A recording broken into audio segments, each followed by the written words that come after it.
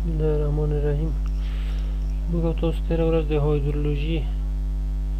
موډلینګ په بخش کې اوله پروسه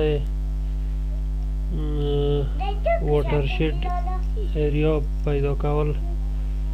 وویل. واټرشید ایریا هم پیدا کړه. بله پروسه چې ده رینفال انالایز یا د باران هغه دی انالایز یا محاسبه ده. د خود محاسبه نه مطلب د باران شدت پیدا کول دی. د باران د شدت پیدا کولو لپاره موږ تاسو اول د ډیټا د ټولولو په هغه کې وې په بخش کې چې د باران ډیټا موږ غونډو جمع کوو. کله چې موږ د باران ډیټا اخلو هغه معمولا د شدت محاسبه لپاره باید د 24 ساعتو اعظمي مقدار موږ د تیرو کالونو هغه لږ تر لږه 25 کاله باید وي، هغه موږ باید ولرو. متاسفانه چې افغانستان کې هغه کومه ډیټا چې د تیرو کالونو هم د 1950 کالونو په دوخوا کوم کالو ډیټا چې اخیستل شوی بیا وقفه کې راغلي. 1950 نه شروع ده تقریبا 90 پورې، بیا دغه نه وروسته وقفه کې راغلي. بالاخره دغه اوس کالونه د 2000 نه پورته 2015 شپږ نه پورته بیا تر 2013 پورې دغه کالونه ډیټا شته ده د انرژي و آب او هوانوردي د هغه د ادارو څخه هواشناسي دغه څخه دا ډیټا شته ده. نو کله چې موږ هغه ډیټا واخلو دغه ډیټا نه موږ باید د باران شدت لاسته راوړو. دغه د باران د شدت لاسته راوړلو لپاره معمولا د هغه پیدا کیږي د باران د فریکوانسی یا د تکراریدو ریټرن پیریود. ریټرن پیریود په دې معنی چې هغه په څومره وخت کې باران تکراریږي. فرض که اعظمي باران، فرض که موږ او تاسو باران ولرو، اعظمي باران وي 80 میلی متره ماکسیمم باران هغه شوی ریکارد شوی دی. همداسې د 80 نه لاندې مختلف هغه دی ریکارد شوي دي. فرض کو 40 50 10 همداسې بالاخره یو کال دی چې پکې هېڅ باران نه دی اورېدلی یا ډېر کم شوی. نو دا موږ تاسو بیا څو طریقې لرو چې په هغو طریقه موږ د هغو ریټرن پیریود یا هغه محاسبه کوو د په راتلونکي کې د واقعېدو احتمالات چې دا فرض کو په 10 آینده کالو کې به دغه هغه چې فرض که 50 میلی متره تیر وختو کې ماکسیمم اورېدلی ده، کیدای شي 10 آینده کالو کې لږ ته ډېر زیات شي. 50 آینده کالو کیدای شي 80 ته ورسي، په 100 کالو کې کیدای شي دا 80 90 ته ورسي، همداسې په 200 500 کالو کې. د نظر سټرکچرو ته د دو ریټرن پیریود هغه کېږي محاسبه کېږي چې د پلونو لپاره معمولا د 50 او د 100 کالونه استفاده کېږي چې هغه معمولا د ګامبل او د لاک پیرسن 3 فرمول، لاک پیرسن نورمال فرمول، د ګامبل فرمول د دې نه استفاده کېږي. ما هغه فورمول نه بدلته نه وي درکړي، خو دغه لپاره ضروري ده چې موږ ډیټا ولرو. دا چې متاسفانه موږ د ډیټا هم کومه ډیټا چې موږ اخیستې هغه معتبره نه ښکاري. موږ یوه ډیټا د هغه نه اخیستې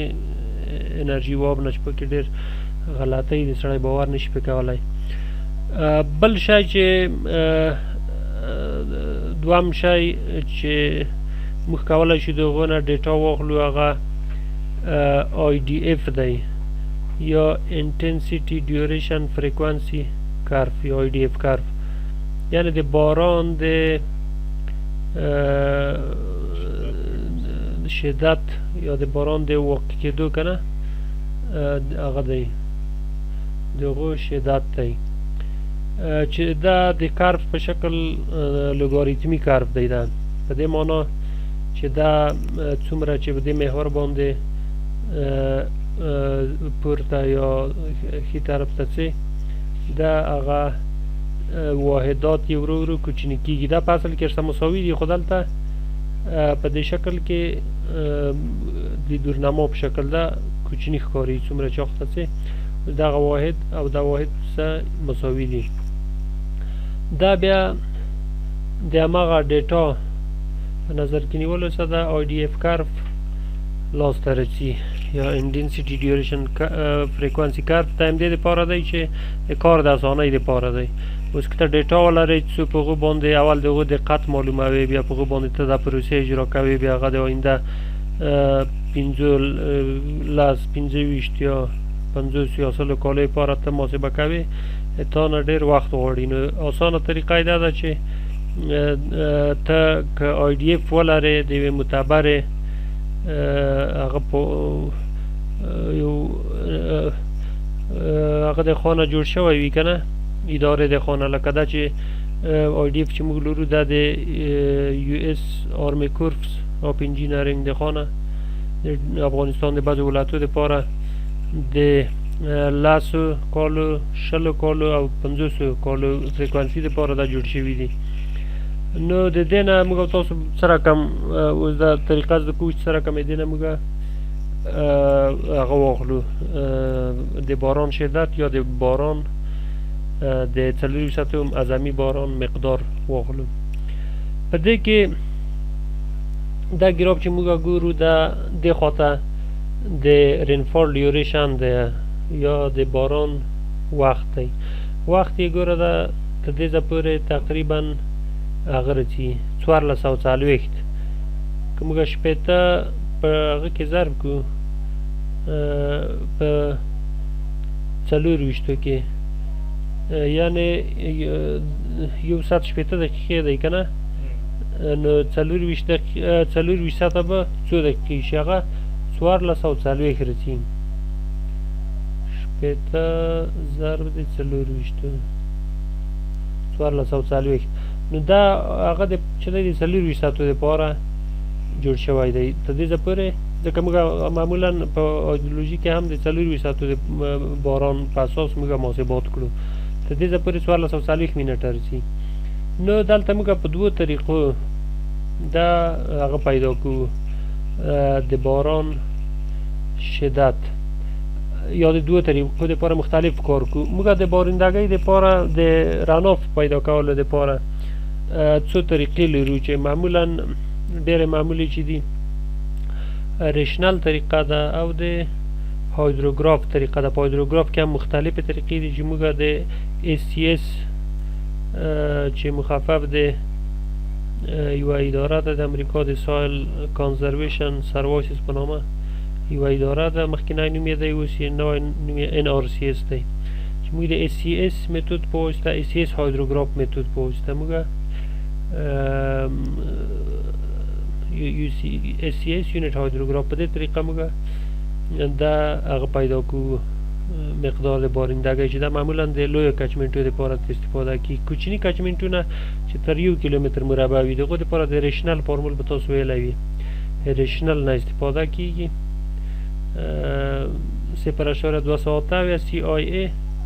دا فرمول دی چې سی د کافیشنټ یا د بارندګۍ ضریب دی آی دی هغه ضریب دی د باران شدت دی په دې کې هم هغه فرمول شته دی او A مساحت دی نو د سی کافیشنټ خو مختلف هغه دپاره پیدا کیږي نظر د هغه خواصو ته پیدا کیږي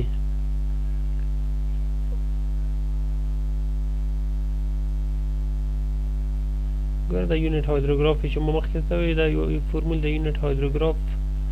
طریقه ده بله هم د ریشنل طریقه ده په ریشنل طریقه کې سی هغه کافیشنټ ما درته وویل دلته هم هغه کوفیشینټ ښودلی دی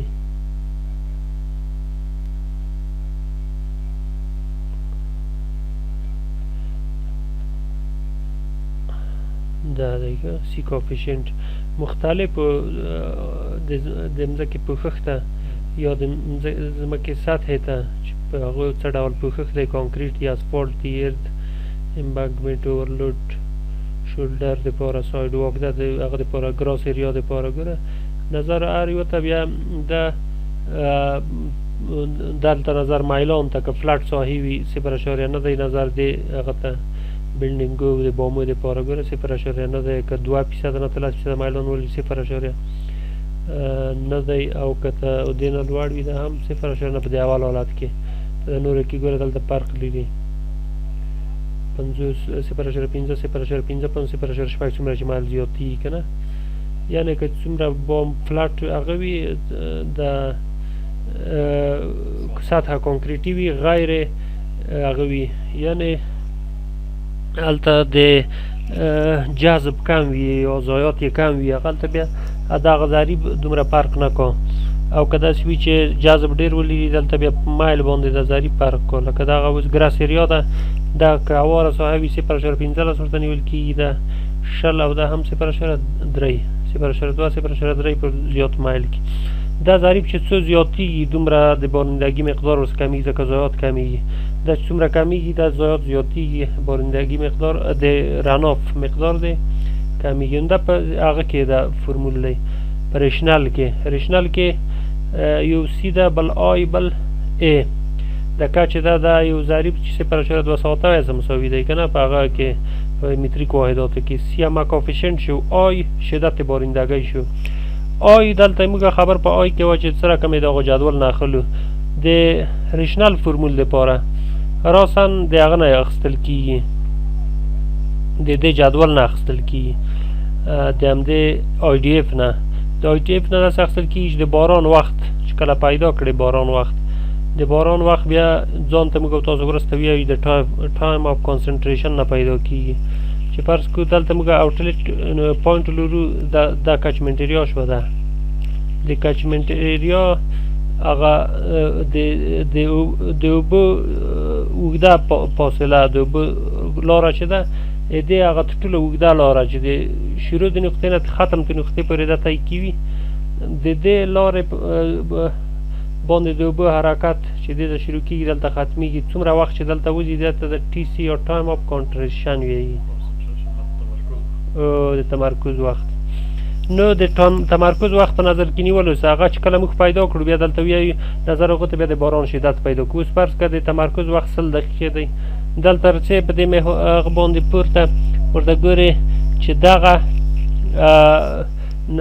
دا ګوره 3 ګراپل لرو د اول دی 10 کالو لپاره دی دویم د 20 دریم د 50 بیا چې دا څومره دی ښه دا اوس څه رقم ریډینګ یا لوستل د دې څه رقم کېږي دلته چې موږ وګورو دغه پاس واحد رینفال انټنسیټي میلیمتر پر هاور همدا بارندګۍ شدت ښیي میلیمتر پر هاور باندې دا په همدغه اول خط باندې دلته چې یو لیکلي دلته یو دی په دې خط باران شدت یو د دې نه وروسته یو په اندازه فرق کوو ښه چې دلته 2 دی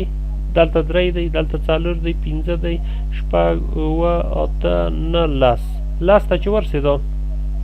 دا خطونه دغه نور هم بیا پسې واړي نو ځکه بیا پسې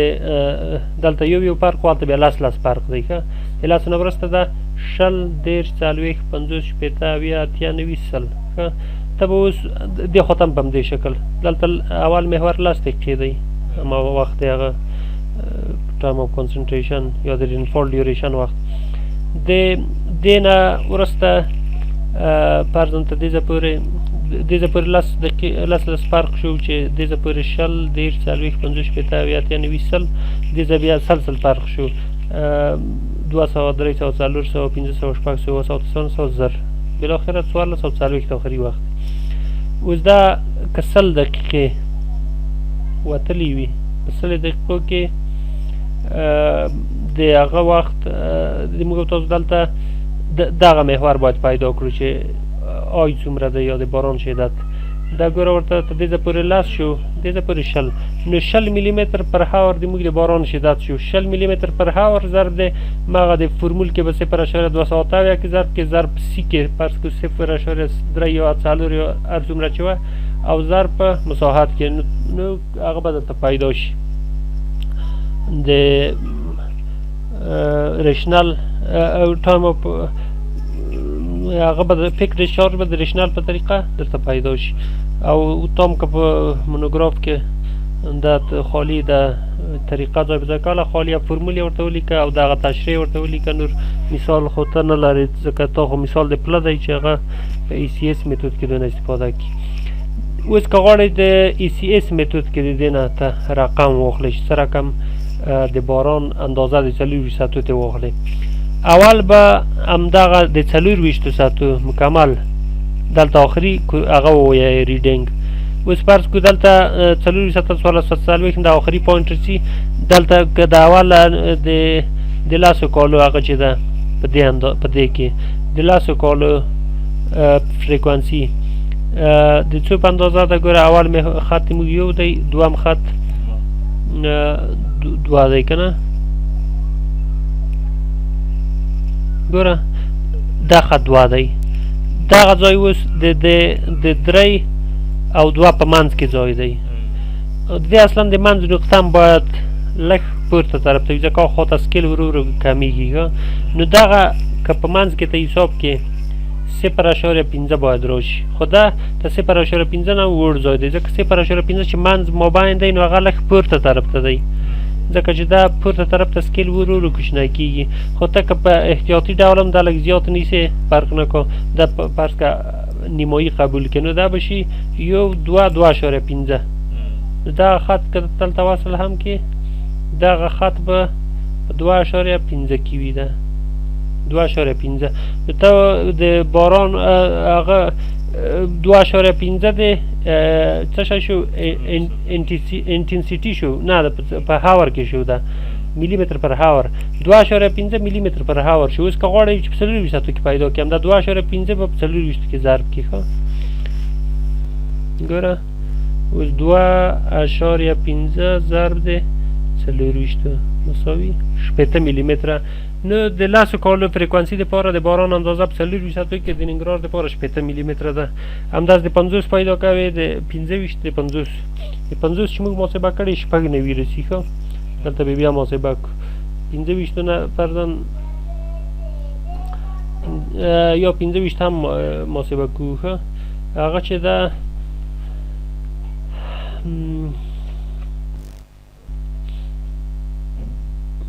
دا په اکسل کې ورته یادداشت کړو ښه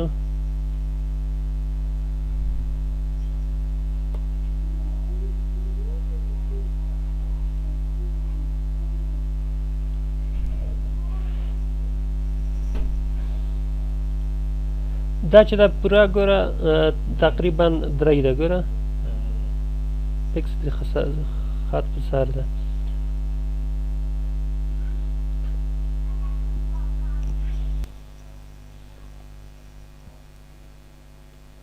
اول به او دا په 4 کې ده که نه 4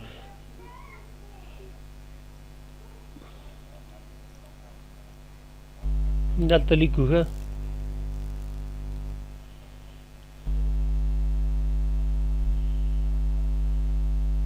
دلته لیکو فریکوانسي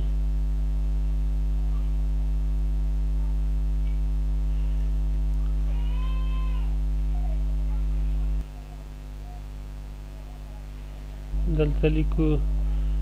لاس او شل او هم 50 کاره کنه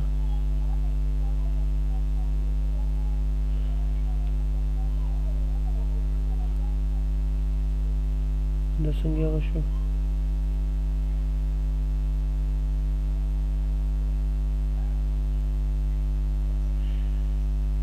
دلته هغه لیکو د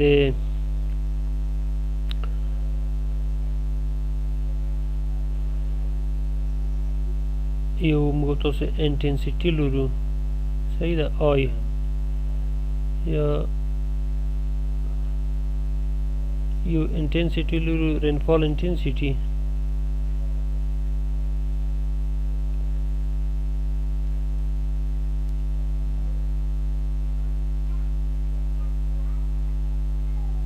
فرمول به ته اصلاح کړي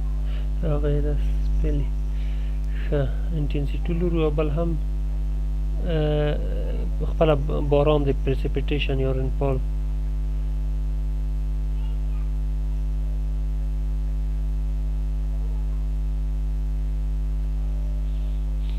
دا چې دا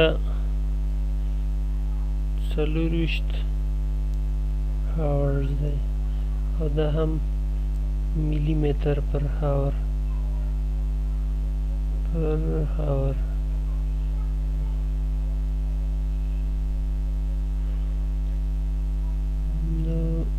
دا 40 ملي متر پر هاور واحد ملي متر دی هم دی 40 هاور واحد ملي متر دی دلته موږ تاسو د لاس کالو لپاره کوم ګراب چې و هغه 2.5 انټنسټي وه که نه او د دې دپاره 3 ده شلو کالو لپاره د دې دپاره 4 ده که نه دې پوه شوې او دا ضرب په 40 کې ضرب دی 40 نو دا 90 راځي د 50 شل کاله د هغه راځي ښه دا هم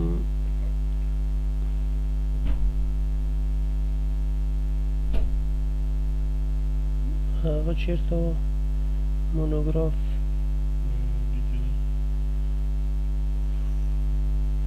دا به سیف کړو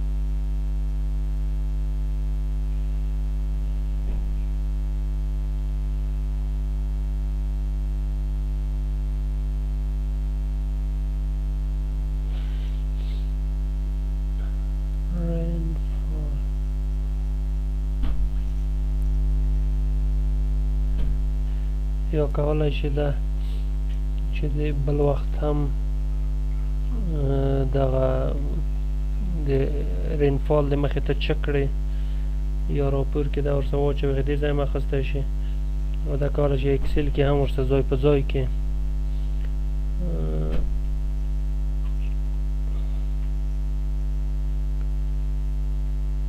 دا کاپی کوو او دلته اکسل کې دې څه ځای په ځای کوو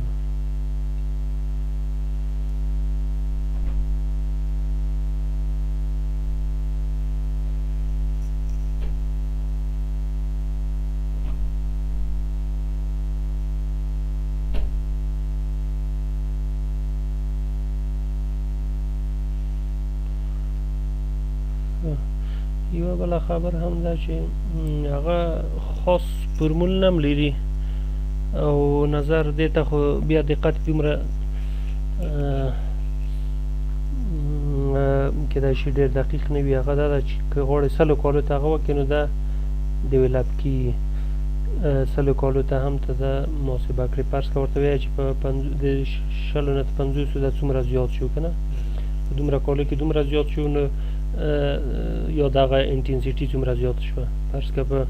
10 کالو کې دا د 1 په اندازه زیاته شوې که نه نو په 50 نورو کالو کې به څومره زیاته شي هغه چې هر څومره زیاتېږي ته ورته وایي چې دا فرض که 50 ته رسي دلته یو بل ګراف ته رسموي او بیا د هغو د مخې چې په 40 کې ضرب کې د تعداد د کالو هم ته پیدا کېږي که زه اوس فرض که د هغه کړمه لکه په 10 کالو کې د 1 په اندازه انټنسټي زیاتېږي که نه په 100 کې به څومره زیاته شي دلته موږ ته انټنسټي 100 دی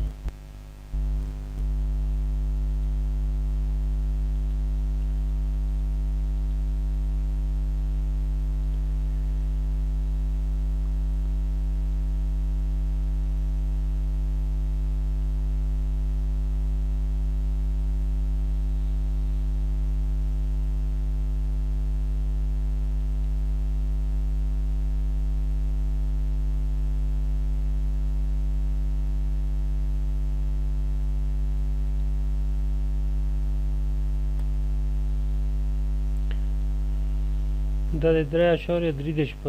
په اندازه زیاتېږي، خو دا باید بېرته دغه 4 سره جمع شي که نه، ځکه هغه یو هم چې زیات شوی بېرته 3 سره جمع شوی 4 شوي که نه، نو دا باید جمع شي د 4 سره. صحیح ده، تقریبا ورسي 7.3 نو اوه به دلته ګراب کې 2 3 4 5 6 اوه تقریبا دغه ځای رسي که نه. په دې ځای کې بل ګراب داسې جوړېږي چې هغه ګراب او دلته هم 100 کارو پاره ګراب جوړېږي او دلته 1.6 تقریبا راځي، خو دغه هغه نه ده، دا طریقه یعنې دقیقه نه ده. که خپله موږ ډیټا ولرو بیا نظر په هغه باندې پیدا کړو، لاګ پرسنټري باندې یا په لاګ نورمال یا په ګامبل باندې، هغه کېدای شي دغه مقدار کم وښیي، او دا مقدار داسې هم بعضې ښیي چې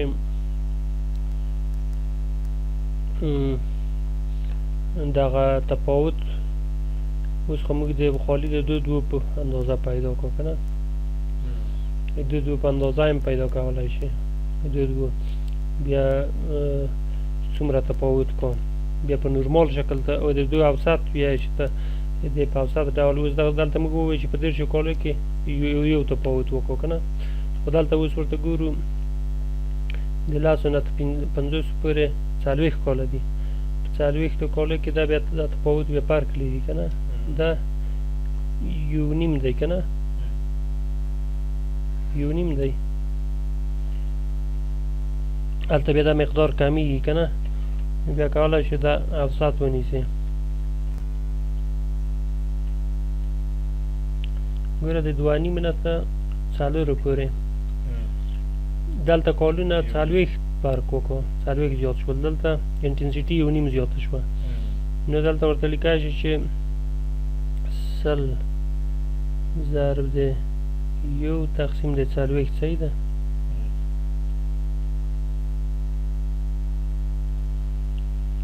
دا 2.5 په اندازه شو، نو 2.5 بېرته 4 سره چې جمع کړې جمع 6.5 4 6.5 شو، دا اوس چې بېرته د 2.2 په ځای کې دا 6.5 شو، کم شو، دا چې بېرته په هغه کې ضرب کې مثلا دا ضرب 24 کې که نه،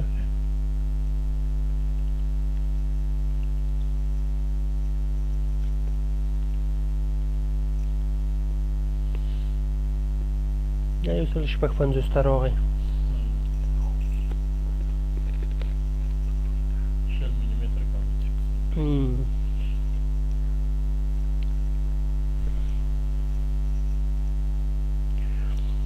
ښه،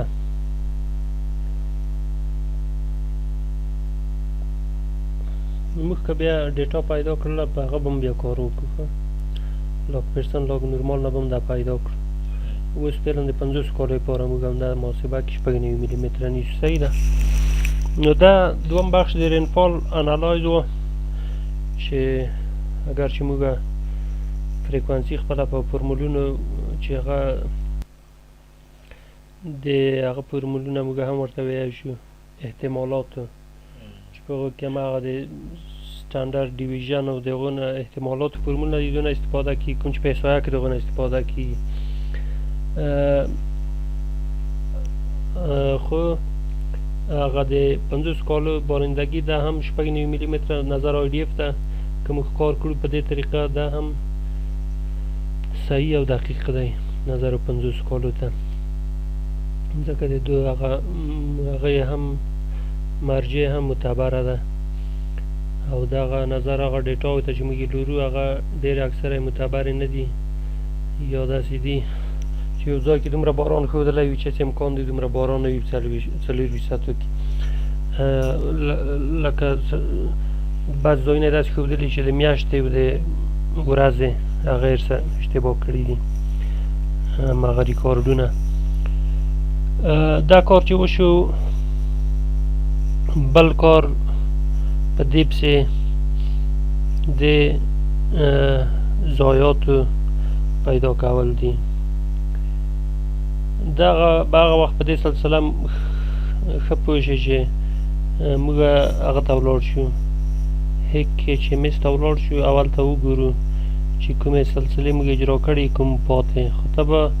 د مونوګراف کې په همدې ترتیب لیکې چې فرضاً واټر شید انالایز شو، رینفال انالایز شو، وروسته پسې د CN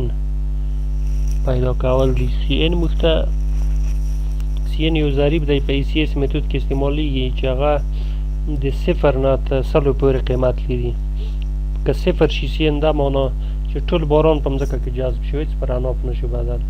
که 100 شي دا معنا چې ټول باران په رڼاف بدل شو، هېڅ په مځکه کې نشو جذب، یا هوا ته هغه ضایع نشو، ایواپوریشن او ایواپوترانسپایریشن و داشت عملیه د تبخیر او د هغه عملیه کنه تبخیر و تحرق. او خو په 0 کې مې څه امکان نه لري او په 100 کې هم امکان نه لري. زیاتېږي ته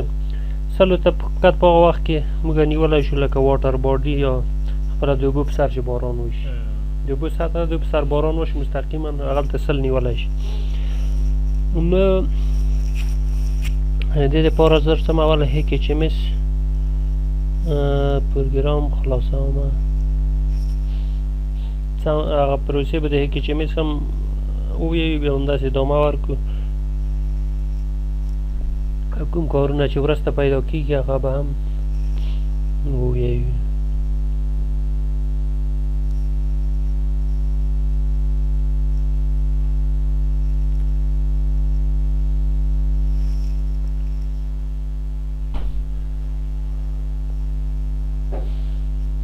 د hec-hms دپاره ترتیب یې داسې دی چې اول به پروژه جوړوي. پروژې دپاره به فولډر ارزای غواړې سلیکټ کړې. عموما چې کله کار کړی نو یوه پروژه اجرا کوي، اول به په مجموع کې د پروژې دپاره فولډر جوړوي. دا پروژه ده په دې نامه. بیا د هغو پروژې په داخل کې د هر پروګرام هم یو جدا فولډر جوړوي. GIS ته جدا، hec-ras ته جدا، hec-hms ته جدا. اوس موږ تاسو GIS ته جدا فولډر لرو. دې دپاره زه hec-hms په نامه یو فولډر جوړوم چې hec-hms کارونه دلته زه وکړم.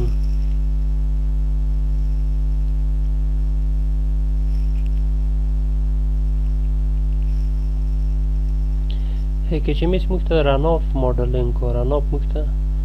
محاسبه کوي. نوم ورکمه دی سرخاب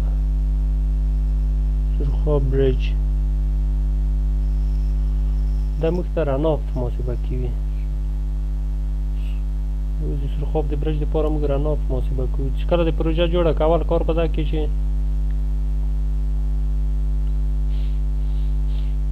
پروګرام سیټینګ کې هغه واحدات به یې ګوري که واحدات کیدای شي انګلیش لانګویج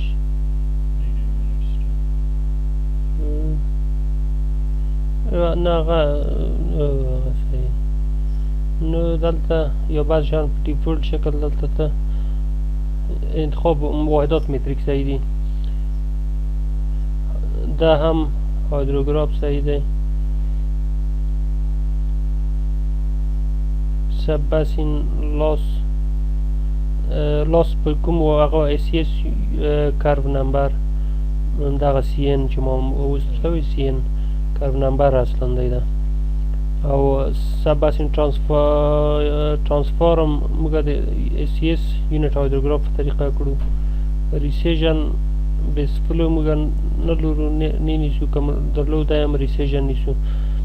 دا په دې معنا دی که چېرته ته یو سیند کې رڼاف ته د باران اوبه محاسبه کوي، د هغو سربیره یو بل بیس فلو هم شته، هلته دوامداره اوبه دي، د واورې یا د کال په تمام کال په جریان کې هلته اوبه رسي که نه، نو هغه اوبه هم ورسره جمع کوي، بیا دغه نیسي. بل ریچ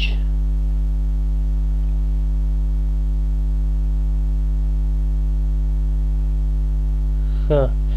دې نه اوس تېرېږو. دا هم ECS ټورم نیسو.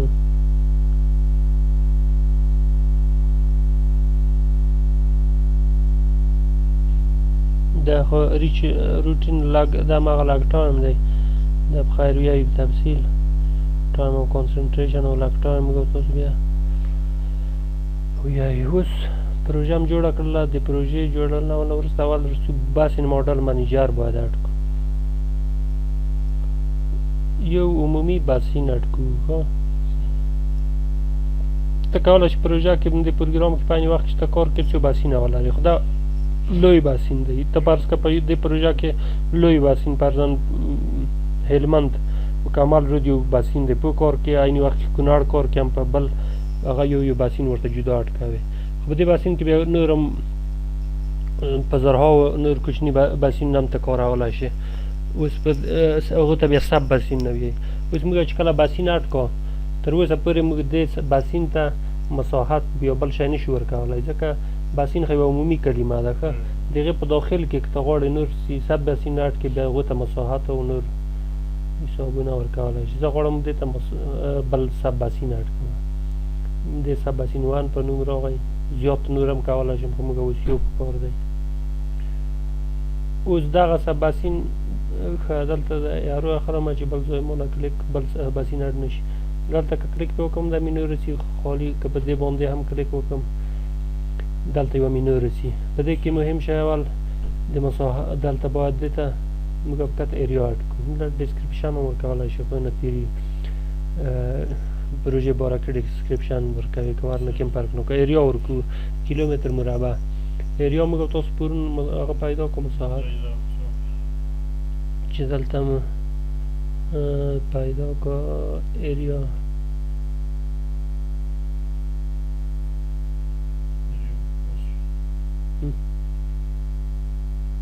د هغه په نامه باسین. دا باسین کې دی.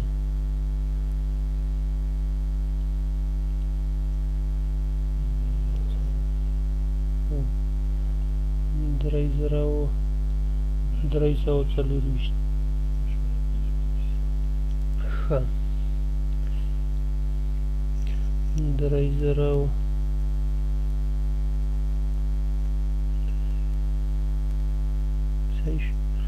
ایریا. نور په دې ځای کې ډیسیمیل ډیګري دا لانګیټیوډ او دا څلور خواوې په کوردیناتو دا نه ورکوو. ښه دې نه تېرېږو. دلته یو څو میتوده دي، کانوپي میتود او څه شی دې نه هم تېرېږو. دا خاص د هغه دپاره دي، نظر د هغه شیپو ته دي، واټر شیډ شکلونو ته. او فقط موږ دلته یو لاس ضایعات باید ورکړو چې دا موږ ته ای سی اس کرو نمبر. موږ دا طریقه چې ده د یونټ هایدروګراف د ای سی اس طریقې نه استفاده کړو. نو په ای سی اس طریقه کې ضایعات هم خدای خپله د کرو نمبر هغه ورته لري. ای سی اس کرو نمبر یوه جدا طریقه لري. او ای سی اس یونټ هایدروګراف ترانسفارم میتود چې کله ای سی اس یونټ هایدروګراف ته دلته انتخاب کې دا به دلته ورسره هغه رسي عمومي دغه ترانسفارم کې دلته خپله لک ټایم ورسره رسېده. لکه اوس بل میتود انتخاب کې بیا دا شی نه ورسره رسي. فرض کړه د کلرک میتود انتخاب کې هلته بیا ترانسفارم کې ګوره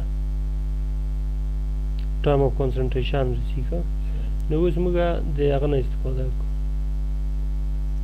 یونټ هایدروګراف نه استفاده کړو. او هلته اوس په دې ځای کې بل شی موږ ضرورت نه لرو چې اډ کړو، فقط فورموله هغه کچمنټ ایریا مساحت هم ورکړو او دلته د طریقې هم هغه کړې. اوس دلته ضایعات چې موږ کله دلته هغه ورکړو د ای سی اس کرو نمبر ضایعات هم دا طریقه ورکړو. نو خپله دلته په ضایعاتو کې هم دلته موږ ته ښکاره شو چې کرو نمبر اوس د موږ نه غواړي. یو دا کرو نمبر باید ورکړو، دا ضرور دی. بل دغه دا دوه شیان لک ټایم او کرو نمبر دا د موږ نه لږ کار غواړي چې باید په دې باندې موږ کار وکړو. دا زه سیف کومه. دا چې کله موږ دا دوه کاره خلاص کړل بیا دا دلته ورکړو. نن ورځې لپاره دومره بس دی ځکه چې هغه